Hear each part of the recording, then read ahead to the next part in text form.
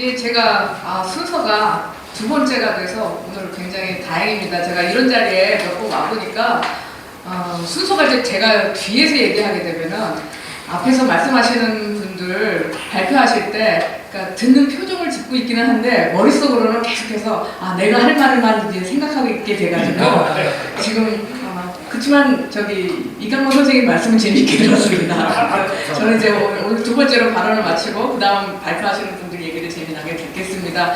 제가 요 며칠 동안 굉장히 많이 화제가 됐던 경복궁 돌담 저기 스프레이 낙서 테러 뉴스 다들 보셨죠? 그래서 굉장히 많은 분들이 분노하시고 그래서 저런 일이 다시는 없게 하려면 어떻게 해야 되냐. 그러니까 범인들을 잡혀보니까 14살, 16살짜리 티네이저들이더라고요. 그러면서 또 이 아이들이 무슨 일종의 스트리트 아트 하겠다는 뭐 그런 게 있었던 것도 아니고 저기 무슨 공짜 영화 사이트를 선정하면은 돈을 주겠다는 어른한테 그래가지고 돈 10만 원을 받고서는 이런 거를 했다라는 이제 우리 이제 뉴스를 이제 봤는데요. 제가 지난주에 그 뉴스를 보면서 무슨 생각을 했냐면은 이게 저는 84년에 서울대 유학과를 들어가서 89년에 브라질로 유학을 갔습니다. 그래서 그 인류학을 박사를 하러 가서 이제 박사는 못하고 왔는데요.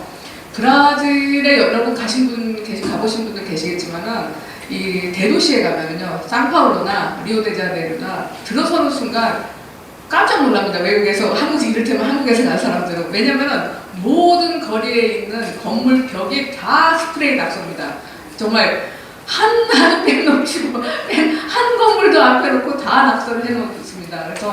그래서 제가 이제 그 지난주에 그 얘기를 페이스북에 쓰면서 자, 이렇게 공권력이 이렇게 우습게 된 나라, 사람들이 공권력을 무서워하지 않는 나라가 되면은 저런 브라질 같은 나라가 되면은 이런 이 스프레이 낙서 같은 게 생기는데 우리가 지금 민주당이 한 번 더 집권을 하게 되면 그리고 이재명 같은 사람이 대통령을 하게 되면 우리나라가 브라질처럼 되는 거는 시간 문제다. 제가 이제 이런 글을 페이스북에 썼어요. 그랬더니 보통 이제 제가 페이스북에 글을 쓰면은 저기 그 악플이 잘 안 달립니다. 왜냐면은 누가 와서 뭐라고 그러면 제가 막 지랄 발광을 하면서 저기 끊어버리기 때문에 잘 안 달리는데 그날은 어떤 개새끼가 와서 악플을 달았어요. 그래서 저보고 경고입니다. 경공의 자제분정이라고 해주시면 제가 그래서 와서 참 한심한 사람이네. 정치한다는 소리 하지 마쇼. 이렇게 써놓고 갔어요. 그래서 제가 마침 이제 옆에 있던 사람한테 왜 이러는 거죠? 뭐가 한심하다는 거죠? 제 얘기가 뭐가 틀렸죠? 했더니 이제 옆에 있던 분이 이렇게 보더니 아무리 이재명이 대통령 된다고 한국이 남미같이 됩니까? 나라라는 게 시스템으로 돌아가는데 그래서 제가 망할 수 있습니다. 얼마든지 나라의 시스템 망가뜨릴 수 있습니다. 대통령 한 명 잘못 뽑으면 이 얘기를 그러면 이번 주에 있는 이 토론회에 써야겠다. 이제 여러분 가끔 악플도 이렇게 도움이 됩니다. 생각보다 많이 도움이 됩니다. 그래서 제가 그 말씀드리고 싶은 거는 이 문재인 정권 5년 동안에 실제로 나라의 시스템이 굉장히 많이 망가졌습니다. 모든 분야에 걸쳐서 외교, 국방, 교육, 노동, 그리고 경제 아주 거진 모든 분야에 걸쳐서 나라가 완전히 엉망진창이 됐다고 생각하는데요. 우선 제일 중요한 것은 그 외교 분야에서 우리나라는 약소국입니다. 이 강대국의 핵군 경쟁의 승패에 따라서 운명이 결정되는 약소국은 강대국한테 줄을 잘 서서 살아야 됩니다. 그런데 문재인 정권은 이 균형 외교라는 걸 하겠다고 했죠. 대한민국은 제 생각에는 균형 외교를 할 주제가 안 됩니다. 주제 파악을 잘해야 됩니다. 주제가 안 되고 균형 외교를 할 문재인 정권에서는 외교 실력이 안 됐습니다. 그렇기 때문에 중국과 사드 배치로 인해서 갈등이 생겼을 때 이런 중국에서는 한한령을 통해서 대중문화 수출 막았죠. 중국 시장에서 삼성, 현대 판매량 떨어졌습니다. 이 롯데는 쫓겨나다시피 했습니다. 그런데 거기에 대해서 국익에 대처해서 국익을 보호하지를 못하고 오히려 사드 추가 배치 불가라든지 이런 이런 걸 포함하는 3불 합의를 했습니다. 이제 국제적 외교적으로는 그렇게 했고 국내에서는 또 경제 우리가 모두 알고 있는 이 탈원전 정책을 통해서 이 우리 한국의 전력 사업 생태계를 거의 붕괴시켰습니다.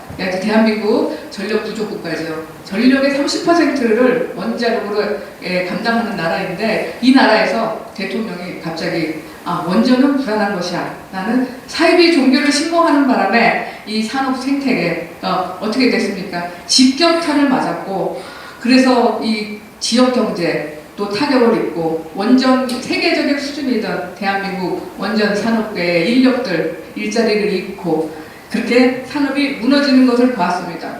이게 또 하나 그래서 이 탈원전과 함께 동시에 신재생 에너지 정책 추진을 했죠. 그래서 신재생 에너지 추진해야 됩니다. 세계적인 의제고요. 한국에서도 발달시켜야 되는 산업 분야인데 그러나 대한민국에서 문재인 정권 5년 동안은 이 신재생 에너지 분야는 그야말로 비리의 온상이었습니다. 이 12조 원이 신재생에너지 지원금으로 예산이 투입이 됐었는데요. 그 중에 6조 원의 절반에 대해서 이제 감사가 있었죠. 그 감사 결과 무려 7,000여 곳이 7,600여 곳이 넘는 부정 지출이 있었고 이 부정 지출된 예산은 8천억 원이 넘었다는 그런 결과가 나왔습니다. 그리고 이제 여러분 다 아시는 얘기지만 이 사법부, 김명수 사법부가 어떻게 이 사법부라는 것은 힘없는 시민들을 보호하고 또 민주주의를 지키는 어떤 최후의 보루의 역할을 하는 곳입니다. 그런데 문재인 정권에서는 이런 함량 미달인 인물 김명수 대법원장이 자신의 그 입맛에 맞는 인물들을 요직에 등용하고 그다음에 판사들로 하여금 평가받지 않고 일하지 않아도 되는 그런 체제를 만들면서 정의가 한없이 늘어지고 한없이 미뤄지는 그런 시스템이 됐습니다.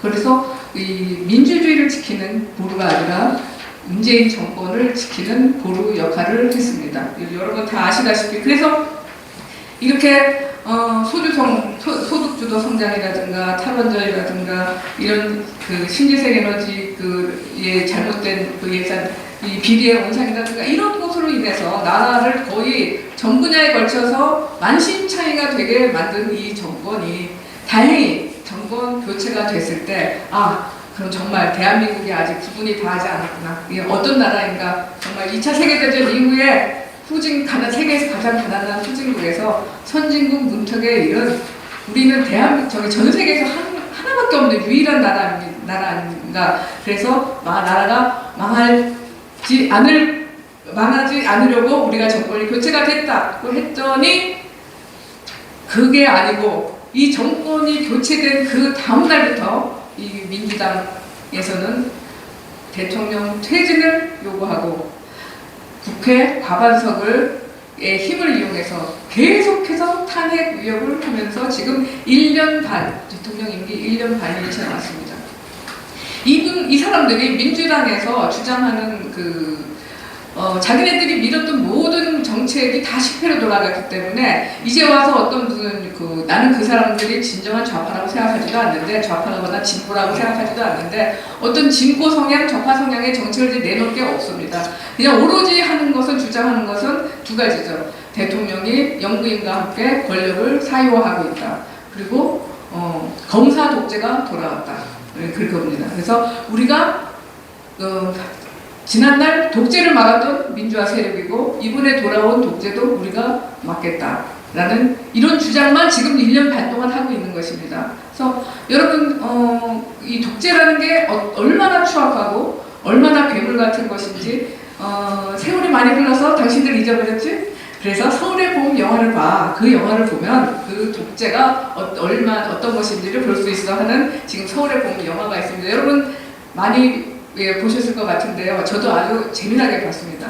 이게 우리가 재난 영화를 볼 때 그 재난 영화 안에 주인공들이 절대로 죽지 않을 걸 알면서도 그 재난 영화 속에서 주인공들이 죽을까 봐 가슴을 졸이는 것처럼 저는 이 서울의 봄 영화를 보면서 우리가 그 결말을 다 알지 않습니까? 그럼에도 불구하고 이 장태환 장군이 전두환의 그 쿠데타를 막아주기를 막 손에 땀을 쥐고 바라게 되게 그렇게 재미나게 잘 만들었습니다. 그 영화는 흥행 성공을 하기 위해서 선과 악의 대립으로 좋은 우리 편과 나쁜 거기서 이제 전두환이 완전히 무슨 조폭 두목 2인자처럼 나오죠. 이제 그 조직을 장악하려는 그 자기 수하를 거느리고 조직을 장악하려는 그런 조폭 2인자처럼 껄렁대는 깡패처럼 나오는데, 거기에 대해서 이제 장태환 장군은 이 올바른 군인의 정신으로 그걸 막으려고 해서 성과 악의 대립이 치열하게 벌어지다가 영화 마지막이 굉장히 인상적이고 강렬하죠.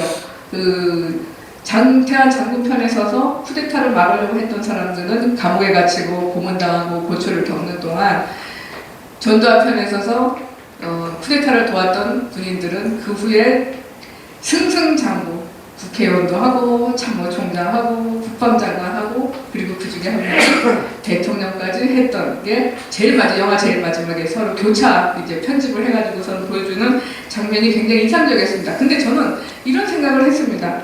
제가 아까 사회자님께서 설명해 주신 것처럼 저는 뭐 운동권은 대학 다닐 때 운동권은 아니었습니다만 저기 1, 2학년 때까지는 그때 말하자면 무슨 언더서클 모집 이렇게 얘기하던데 저도 이제 같이 있었습니다.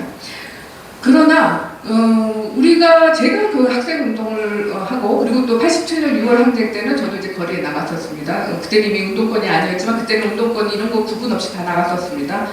그때 우리가 원했던 거는 직선제 개헌이었습니다. 대통령을 직접 뽑을 권리였습니다. 그 당시에 학생운동 그 핵심 지도부 안에 북한과 뭐 어떻게 하고 싶어 하고 공산주의 혁명을 원하는 사람들이 있었는지는 모르겠지만 저를 비롯해서 거기 학생운동에 지지했던 수많은 사람들은 그런 것을 알지 못했고 만약 알았더라면 동의하지 않았을 거라고 생각합니다. 그래서 80년 지금 서울의 봄과 그 후에 5.18로 이어졌던 민주화 운동 세력이 원했던 것은 민주공화정의 수립입니다. 그렇기 때문에 진정한 민주화 운동의 계승자라면은 지금도 민주공화정 질서를 수립하는 사람들이어야지 이 임기가 시작되자마자 있지도 않는 독재를 주장하면서 탄핵을 하겠다는 과반석을 힘을 과시하면서 위협하는 민주공화정 질서를 위협하는 세력들은 결코 민주화 운동의 계승자가 될 수 없다고 생각합니다. 네, 저는 여기까지 하겠습니다.